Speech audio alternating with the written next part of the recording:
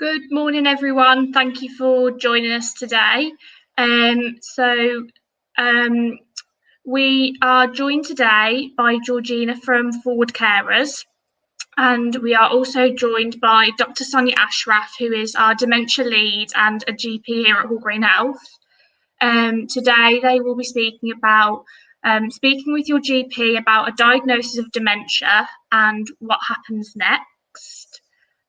We welcome feedback from this event. So at the end of this event, a link will be posted in the comments and also sent out to you so that we can continue to run events like this on issues that you are interested in. At the end of this session, there'll be a Q&A. So if you have any questions that you would like either Georgina or Dr Ashraf to answer, please do post them in the comments and we will be sure to answer them at the end. I will now pass on to Georgina from Forward Carers so that she can talk about the support that's available and what Forward Carers can offer. Thank you. Thanks, Phoebe. Hi, everyone. Thanks for joining. So I'm Georgina from Forward Carers. Forward Carers is a West Midlands-based carer support service. And we aim to improve the physical and mental well-being of all carers, young and old. Forward Carers offer general carer advice. We provide groups and events. We also launched carer-friendly communities, and we deliver Birmingham Carers Hub. There's our logo, as you can see there. So Birmingham Carers Hub offer a wide range of support services to carers in Birmingham, from statutory carers assessments, where it looks at how you are as a carer, relationships, time out for yourself. You can have support from having that assessment. CERS, so Carers Emergency Response Service, if there was ever an emergency, and for example a carer had to go into hospital and was worried about who would look after the person they care for, CERS would be able to step in. It's a free service, and they're also there for planned appointments as well. Birmingham Carers Hub also offer information and advice, groups and training for carers, and we have e-news and carer updates. So all that information is on our website, which we'll put the link in the comments. And you can also register with Birmingham Carers Hub on our website, so professionals can make a referral for a carer, or a carer can self-refer as well. So Dementia Action Week is led by the Alzheimer's Society. It's a national event where the public come together to take action to improve the lives of people affected by dementia. This Dementia Action Week, the Alzheimer's Society is asking you to help cure the care system by urging the government to reform social care now. You can go to the Alzheimer's Society website where there's a lot more information, and there's also a petition there. You can see a small timetable here. This timetable shows how Birmingham Carers Hub can help you this Dementia Action Week, and there's little symbols on there of how you can access each session. This is also on the Birmingham Carers Hub Facebook page, which is at Birmingham Carers Hub. So you could go and have a look at that timetable, and if you do miss something or you're unable to make any of these, most of them will be posted on our Facebook page, so you can watch them a more convenient time for you. That's absolutely fine. So today we're really pleased to be working with Hall Green Health. They've really put in so much work to support carers. They run a carers group every 2 weeks. The carers group used to be face-to-face in the practice, but obviously due to COVID, it's now virtual online. So if anybody is interested in joining that carers group, you can take a look at the Hall Green Health Facebook page, and there's information on there for you to join with dates and things. They are looking at that going forward, going back to face-to-face at some point, but for now it has been virtual online. So Dr Ashraf will be joining now. She'll be speaking all about the process of speaking to your GP and getting a diagnosis and the support available. Thank you.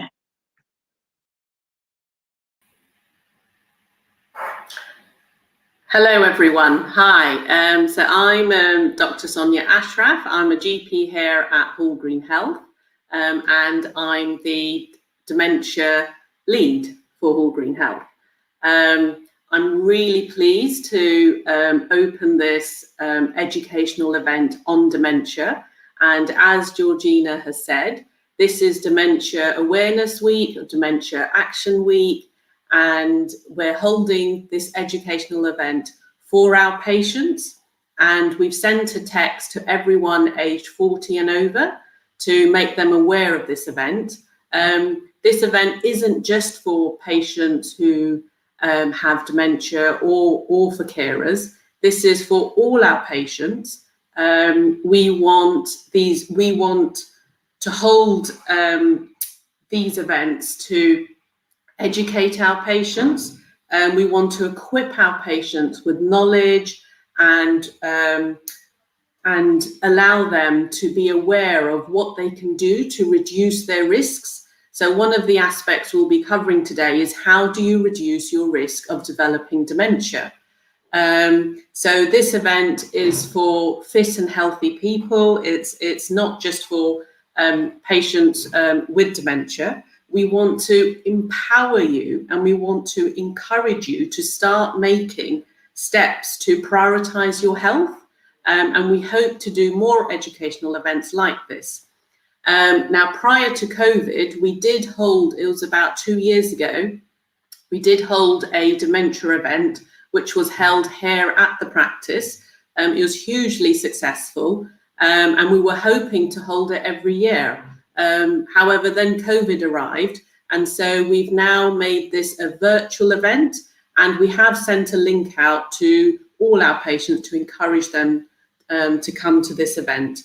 And as Phoebe has said, at the end of this event, you'll be sent a feedback form, and that's to communicate back to us about how you find this event and what sort of topics you'd like to see in sort of future events. So please do let us know.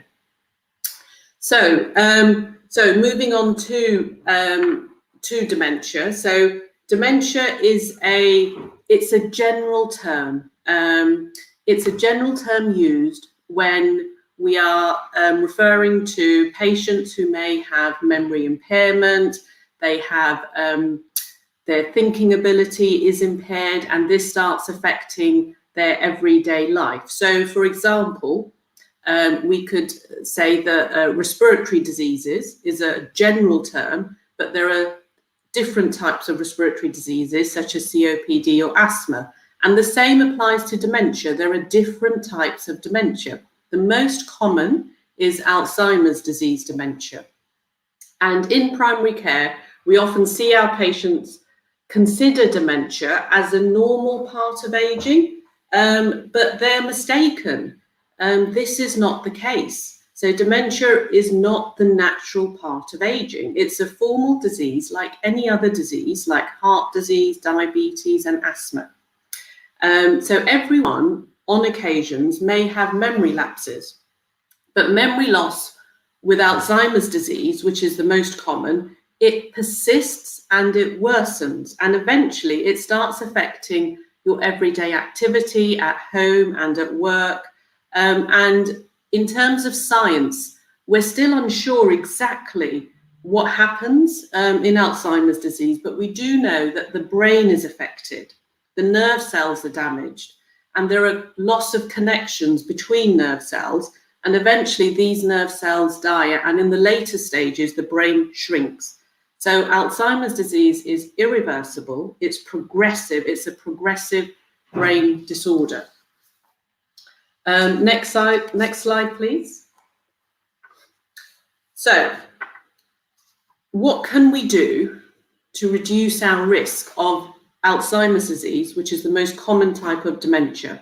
So there are a variety of risk factors that we know through research studies. So the first are that there are some genetic causes, but these are very small.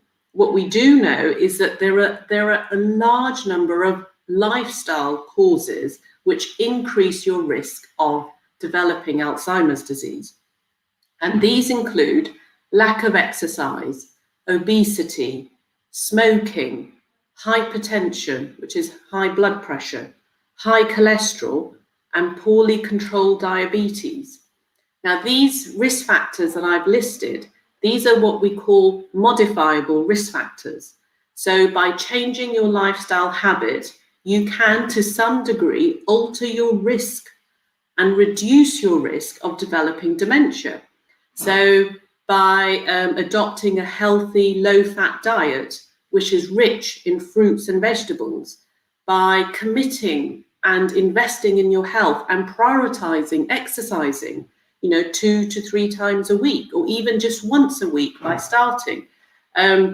When you are ready in your life to think about stopping smoking, when that time is right for you. And as you know, we hold stop smoking clinics here at the practice. We offer everyone who is fit and healthy of the age of 40 and over a free health check where you can get your blood pressure checked, where you can get your cholesterol checked. And we know that by controlling your blood pressure, by controlling your cholesterol, by controlling your sugar levels, all these things reduce your risk of developing Alzheimer's disease. So these are what we call modifiable risk factors, but you have to be in that right frame of mind. You have to be extremely motivated, and you have to prioritize this, because these are behavioral changes, and we will help you and we will encourage you with this. There are also environmental factors. So research studies have shown that head trauma, excessive alcohol, air pollution, and poor sleep patterns also increase your risk of developing Alzheimer's disease. So for example, if you have a poor sleep pattern where you have difficulty falling asleep, staying asleep, these can increase your risk of developing Alzheimer's disease. So what else can you do to reduce your risk? Now, a lot of research has gone into this, and there are other things you can do. And there's an association between lifelong involvement in mentally and socially stimulating activities. These can reduce your risk of developing Alzheimer's disease. So participating in social events, dancing, playing a board game, creative art, playing an instrument, all these have shown to reduce your risk. And it just highlights how important it is to stay socially and mentally active, not just to reduce your risk, but for your overall well-being as well. Next slide, please. Thank you. So what are the symptoms of dementia? So a lot of these are memory-related symptoms. So what we often find are either patients or their loved ones, they come and they say that, oh, I'm forgetting conversations, I'm forgetting recent events, or they keep repeating the same question again and again, or they keep repeating the same statement. They have difficulty finding words. They have difficulty taking part in conversations. They get lost in familiar places, or they're routinely misplacing possessions and putting them in illogical places, such as, putting keys in the fridge, for example.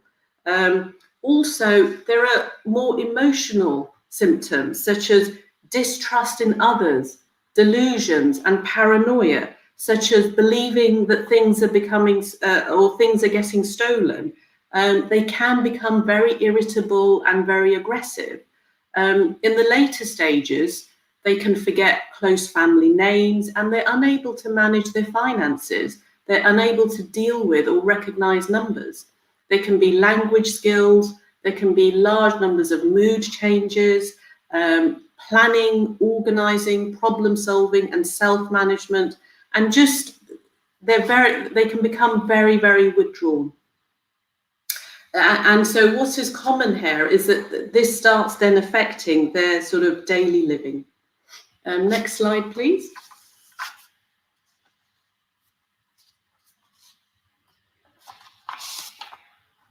So if you know someone that has these symptoms, please encourage them to see their GP. And if you're able to, come along with them. So as a GP, it really helps when a loved one or a family member comes along with them, because they can often give us a wealth of information. Or if you feel you're having memory issues, please do make an appointment to see your GP. What happens at the GP appointment is that GPs have various GP screening tools for dementia. And what we will do is we will do like an assessment where we assess your time orientation, your visual spatial functioning. We assess your information recall. We do get a lot of information from family members as well as yourself. And using the specialised GP toolkits, we're able to then come up with a score. And dependent on that score, and after having conversations with yourself, we then decide if a referral to the memory clinic is right for you at this stage. And at the same time, it's really important that we check for reversible causes of memory loss, and we check for other causes of memory loss. So often, especially in the elderly, we will ask that the urine is checked, because just having a urine infection can cause, acute memory loss. We may do a physical examination, plus we'll do a mental health examination, because we know that our patients suffering from depression, anxiety, for example, that can also affect your memory, and so can stress. It can affect your memory. We will also, dependent on each case, may ask for a hearing test or a sight test. And most importantly, we will do a blood test. And this blood test will screen for things which can be corrected and improve your memory, such as having vitamin deficiencies or having thyroid disease. So these are reversible causes of sort of cognitive decline and memory loss, which is really important to screen. Now, if that's all done and we haven't found any reversible causes or other causes, then the GP will do a referral to the memory clinic, including the results. And at that time, we also encourage all our GPs to also do a referral to our social prescribing link worker. And because this is to combat fear and loneliness in the months leading up to a diagnosis. It can be quite daunting waiting for a memory clinic appointment, and our social prescribing link worker can just help the family and the patient during that process. And during that process, they can point them to activities, what we call sort of art prescriptions, to just help them whilst they wait for the memory clinic appointment. Next slide, please. So once you get your appointment at the memory clinic, they will do a more formal assessment. And again, we encourage that the family attend with the patient at the memory clinic. So they will do, it's a more detailed assessment. They may also do some kind of brain imaging depending on each case. And then they will come up with a formal diagnosis. They will review your past medical history. They'll review your drug history. And if you do have dementia, they will be able to diagnose you which type of dementia. I've mentioned Alzheimer's disease, but there are various other types. There's vascular dementia, there's Parkinson's disease dementia, there's dementia with Lewy body, and there's frontotemporal dementia. So there are various types. And getting that diagnosis, what's the advantage? Well, the advantage of getting that diagnosis is that it opens the door to a wealth of support. So once you get that diagnosis, dependent on the type of dementia you have, at the memory clinic, they may be able to offer you various dementia drugs. They'll be able to offer you support with what we call the Admiral Nurses. So Admiral Nurses, they specialise in behavioural aspects. So with dementia, we can have patients becoming very aggressive, very delusional, full of paranoia, having outbursts, and the Admiral Nurses are great at helping the patient and the carers into techniques on how to manage this. Because some carers can get very frustrated with like repetitive questioning, and they're great at managing behavioural aspects. We also have the Alzheimer's Society. They're great because they will allocate you a dementia support worker, and the dementia support worker can help you through the process. We also have, as Georgina said, the carers, Birmingham Carers Hub, and they have various support mechanisms. And as Georgina said, we hold a monthly carers meeting virtually here at Hall Green Health. There's also virtual dementia cafes. So there's a wealth of support once you get that diagnosis, and it is about getting that early diagnosis, because some of the dementia drugs are licensed for mild to moderate cases, and what we don't like seeing is sort of severe cases or end stage cases presenting very late, because it is also about improving stimulation socially and mentally with the patient. Next slide, please. So I've just listed the support available. Also, with a diagnosis of dementia, once that's in the patient's medical record, we also encourage whoever their carer is to be coded that they are a carer, and also the GP of that patient every 12 months at least will hold an annual review, because as I alluded to earlier, unfortunately with dementia, it's a progressive illness. So year on year, the patient changes, and it's very difficult for the carer and the family to see their loved one change over the years. So it's really important that there's an annual GP check on the dementia and what additional support may be needed year on year. And again, our social prescriber is absolutely great. She will support you through this process. Next slide, please. So in summary, I want to highlight that dementia is not the normal part of aging. So a lot of patients just think, oh, so-and-so has some memory issue. That's just his age, or that's just her age. You know, if you know anyone who is having memory issues and they are persistent, so persistent meaning, lasting more than sort of 6 to 8 weeks, it's not just, everyone has the occasional memory lapse, but it's persistent memory loss, then please do encourage them to get a diagnosis. Also, there are modifiable risk factors. So, as I said before, we offer the free over 40s health check, where you can get your blood pressure checked, because we know high blood pressure is a risk. You can get your cholesterol checked, because we know having high cholesterol is a risk. We encourage you to prioritize your health, invest in your health, and we will encourage you to reduce your risk.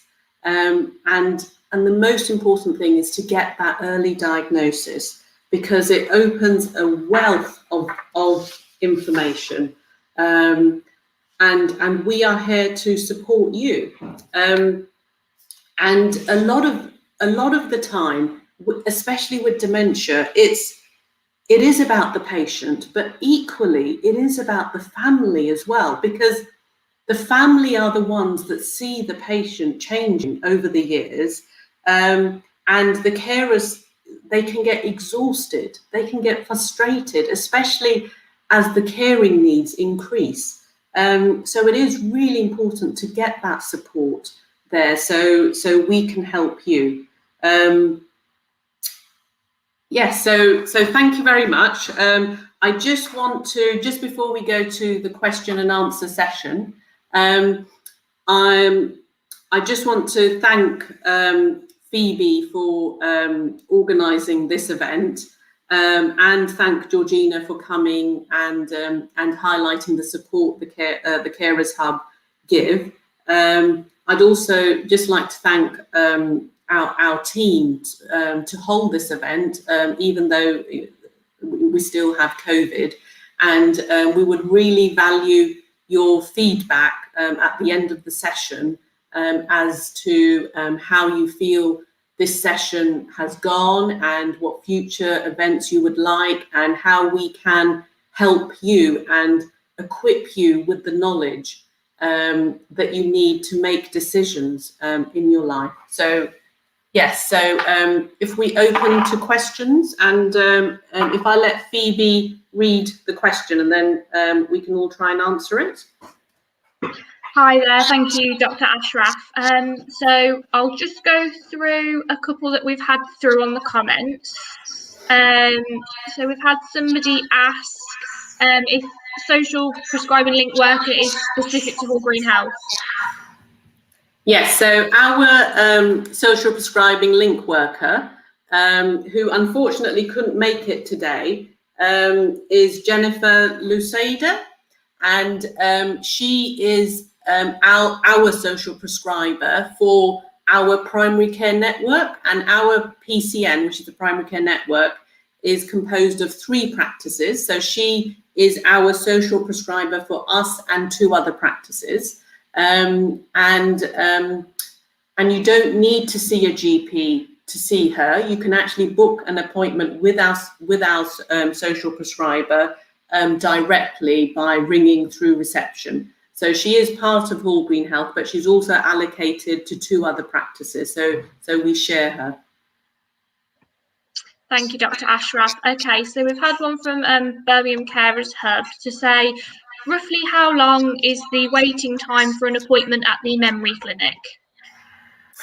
So currently what we've been told is it's around 3 months, which does seem a very long time. But because of COVID and the restrictions, I don't know exactly what it is right now, but in the past it has been a 3-month wait.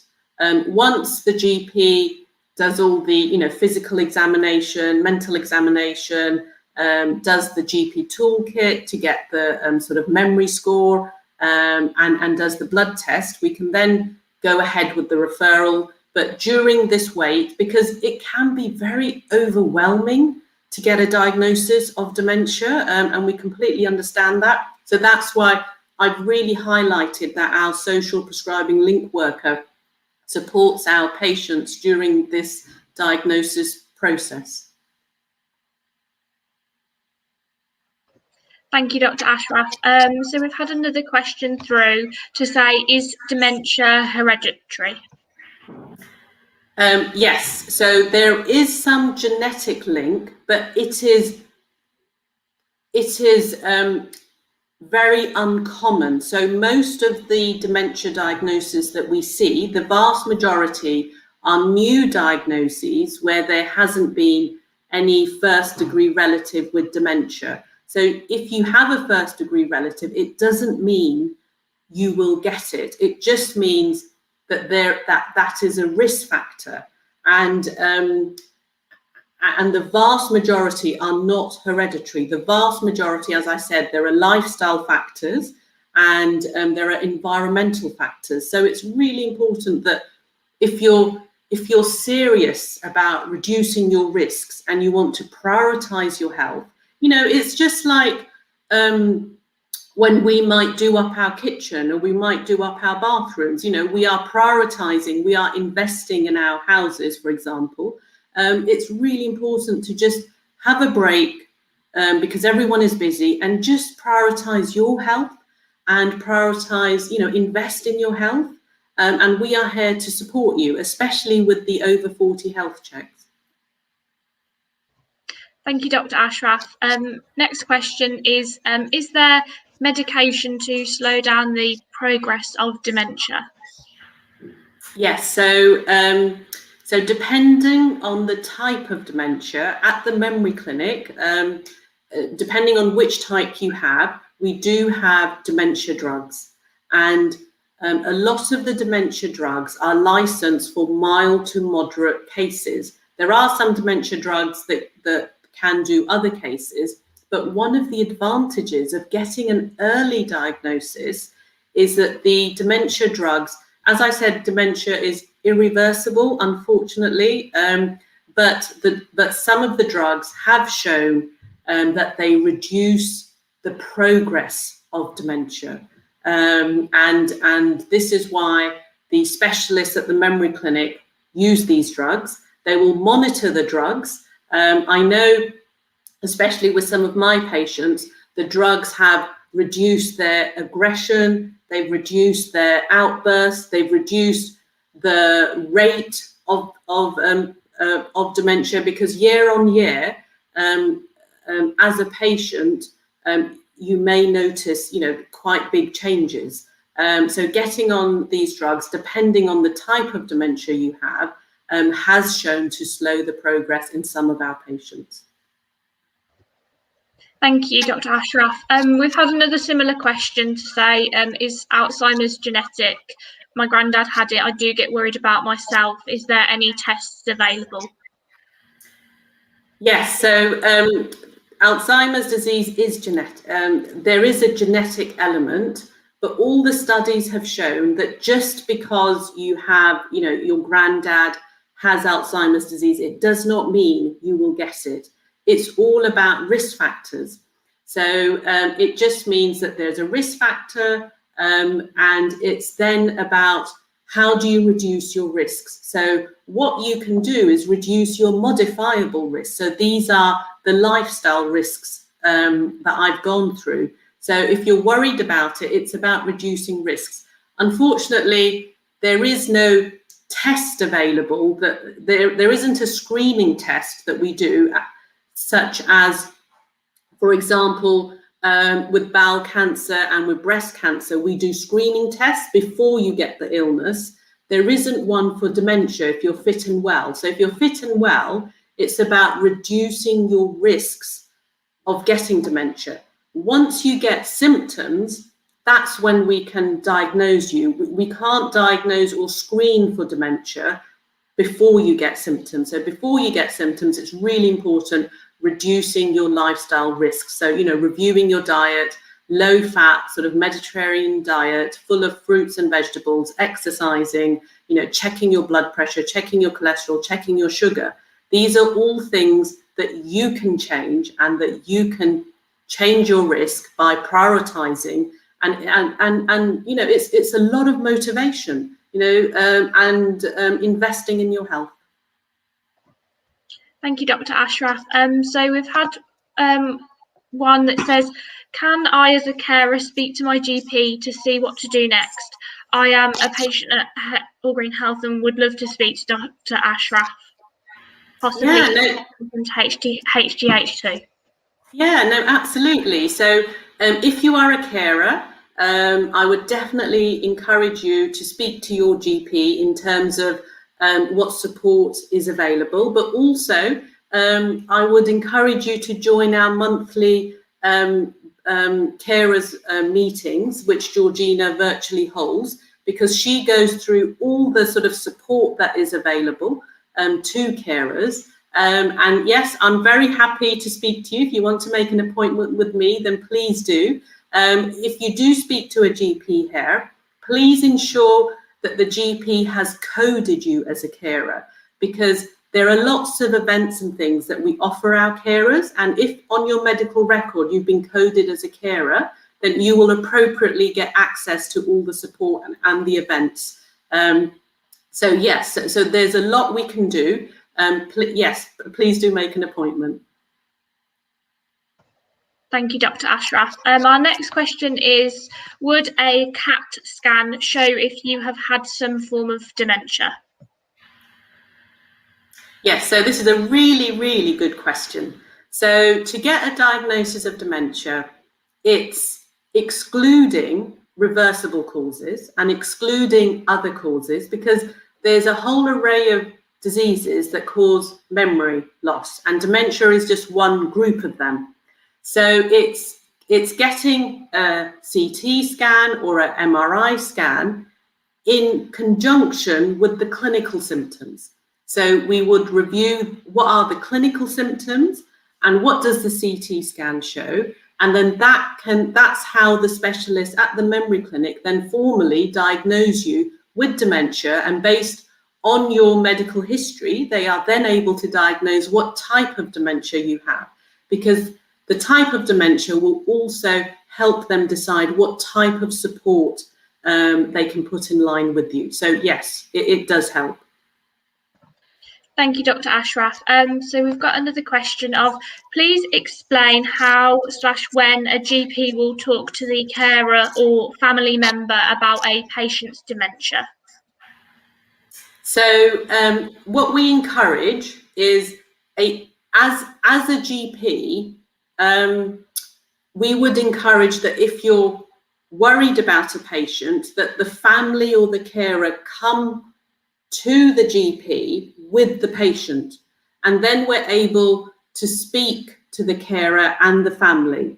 Now, what a GP does is the GP assesses the patient's ability to consent. Now, if you have dementia, it doesn't necessarily mean you can't consent, because it depends where you are with dementia. So a GP will assess the patient whether they're happy to talk to their family and carer, but we always encourage that the family and carer come to their GP appointment with the patient. And what we're able to do at that appointment is, in discussions with the patient and with the family, we can put what we call alerts on the medical record to say, oh, the patient consents to speaking to, to their husband or to their daughter or to their son about all their medical history. So as a GP, we can take consent from the patient, we can put alerts on the medical record, and then we can speak to the family and carer about all their sort of medical needs. So that's why we always encourage that the patient come with their family, because it's about having an open discussion. Dementia, unlike heart disease or diabetes, it hugely impacts the family. So, so we will always encourage to come with the family. Thank you, Dr. Ashraf. We've had another question of, can someone have schizophrenia and dementia? Yes, unfortunately, yes, they can. So in these sort of more complex cases, the psychiatrists will be reviewing these patients, and the psychiatrists in these patients will be screening for things such as, are their symptoms related? So yes, they can, and this is something secondary care do look at. Thank you. We've had another question through of, are there many side effects of taking dementia drugs? Yes, another really, really good question.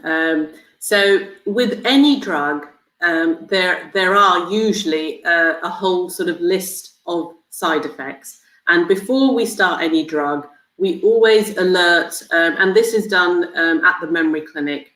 The memory clinic will alert the patient and the family that these are the sort of common mild side effects. There are some sort of more severe side effects, but they're very, very rare. The most common side effects are very mild, and that's why the drug is given and monitored. And what we find with these drugs is that the most common outcome is how you respond to them. So unfortunately, some patients don't respond to the drugs, and then we can increase the dose. And if they still don't respond, we can change the drug. But it's clinical responses that we're trying to see. In terms of side effects, I haven't yet come across anyone that has had like a severe side effect to any of the drugs. Most of the side effects are very sort of common and mild, and it's very obvious if a patient isn't responding to a drug. And then it's very important that we monitor that, we review that, we can change the drug, because there's not one drug, there are multiple drugs we can give. Thank you, Dr Ashraf. We've had another question through, and Birmingham Carers Hub has kindly commented that they actually have an event based around this tomorrow at 1 PM, and they've put the link, but just thought I'd make everyone in this live event aware. It's who are the Admiral Nurses and how do you get in contact or referred to them? Yeah, so the Admiral Nurses are a group of nurses that have they're spaced all around sort of England, and in our region there's a self-referral telephone number, and they have a website. On the Hall Green Health page under dementia, we have the Admiral Nurses self-referral phone number. And you can self-refer as a patient or as a family member or a carer. And what the Admiral Nurses are, they are nurses who have been specially trained on how to deal with behavioural aspects of dementia. So some patients have aggression, they have outbursts, they have frustration. Some patients have a lot of delusions, paranoia, and it's really important that as a carer or a family member that you're equipped with the techniques and the skills on how to manage this. And some family members just get so frustrated and exhausted, and the Admiral Nurses, they are the best people to equip you with how to manage behavioural aspects of dementia. And this is something that the whole family should learn about, and it should be passed on, because it can get frustrating both for the patient and for the carer, especially with the behavioural aspect. So please do look on our website, or if you just Google Admiral Nurses in Birmingham, you should come up with a self-referral phone number. Thank you, Dr Ashraf. So we've just had another question through. Are hallucinations connected with dementia? Yes, so another really good question, and both hallucinations, delusions, paranoia, they can be all connected with dementia. But again, it's really important that you don't automatically put this as the cause. So if somebody is experiencing hallucinations, we would encourage the patient and the family member to make an appointment with their GP, and their GP can look at other causes, because dementia is one cause. There are lots of other causes, and so it's really important that the appropriate diagnosis and the appropriate treatment is started, but hallucinations can be connected with dementia. Thank you, Dr Ashraf. That's all the questions that we've had through from Facebook. We've had some lovely comments from people saying how helpful this has been, so thank you. I'm just going to bring Georgina back in, and then we can look to share how to get people can feed back to us. Okay, so I'll just bring Georgina in.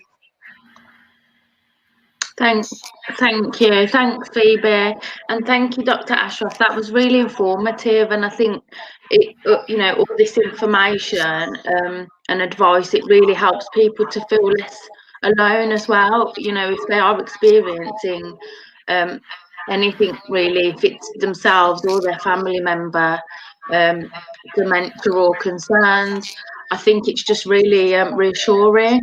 I just wanted to add in, because I know Phoebe just mentioned as well, our session with the Admiral Nurses. We have lots of different sessions on this week. Later on today, at 1 o'clock, we've got the Aston Villa Foundation's Dementia Cafe, so you can come and hear more about that. There's some dementia training sessions, dementia support groups. Tomorrow we have the Admiral Nurses and the Memory Assessment Service that will be talking all about their services. And there's a chance for people to ask questions. We'll have Dementia Friends on Thursday. You can meet we've got some dementia advisors, and also the carer coordinators. So there's 2 carer coordinators. Birmingham Carers Hub work in partnership with University Hospitals Birmingham, which covers Good Hope, Solihull, Heartlands, and the QA, and the carer coordinators are there to support any carer that may come into contact with the hospital for the person that they care for. So they'll be talking all about the support that they offer. And then we've got some other sessions on Friday. So we'll put the link in the chat for this timetable, but you can always visit the Birmingham Carers Hub Facebook page at Birmingham Carers Hub, and it will show all the different sessions this week that do link to some of the things that Dr Ashraf has been speaking about. So, you know, and they're free sessions, and you could come along and ask questions as well. Thank you.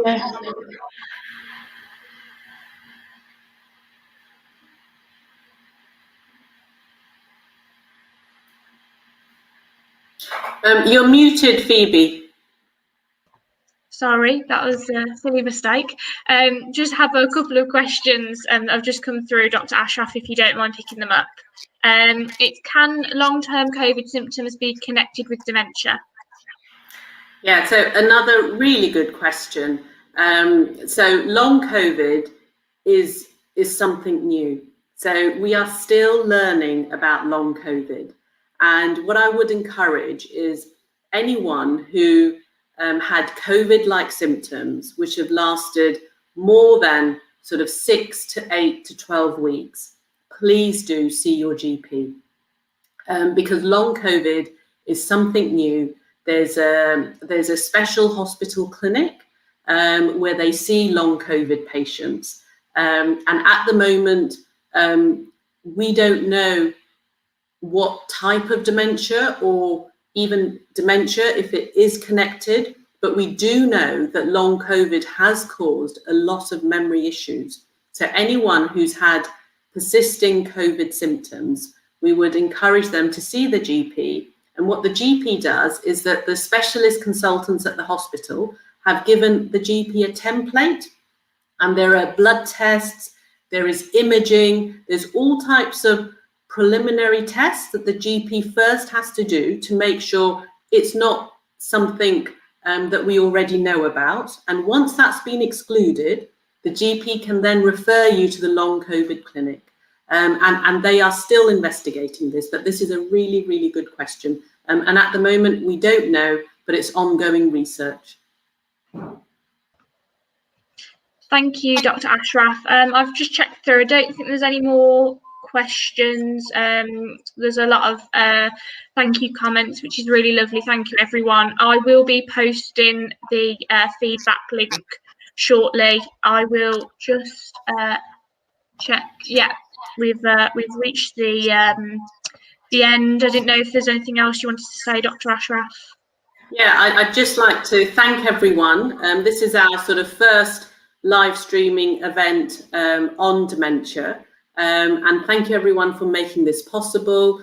We really hope to reach out to more of our patients, because we really want to equip our patients with the knowledge, and we want to motivate them, we want to encourage them, and we want to say that we are here for them.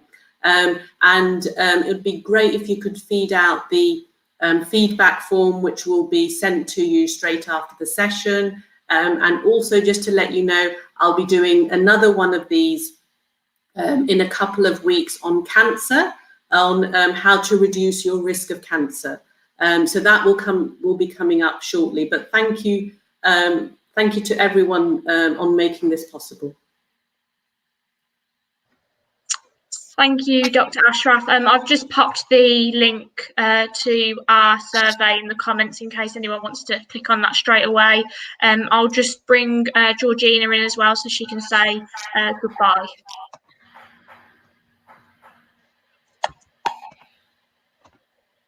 You're muted. Yeah, it was going to happen.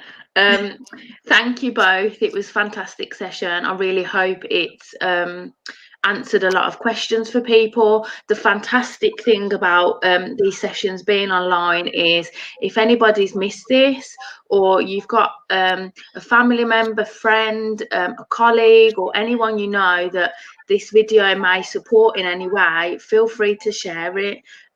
You don't need Facebook to go onto this Hull Green Health Facebook page, Birmingham Carers Hub Facebook page. You can still view the posts, so feel free to share them if you do think this video will help anyone else.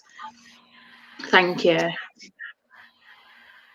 Thank you everyone. I think that's the end of the live stream for now. That's lovely. Thank you very much everyone. Bye bye.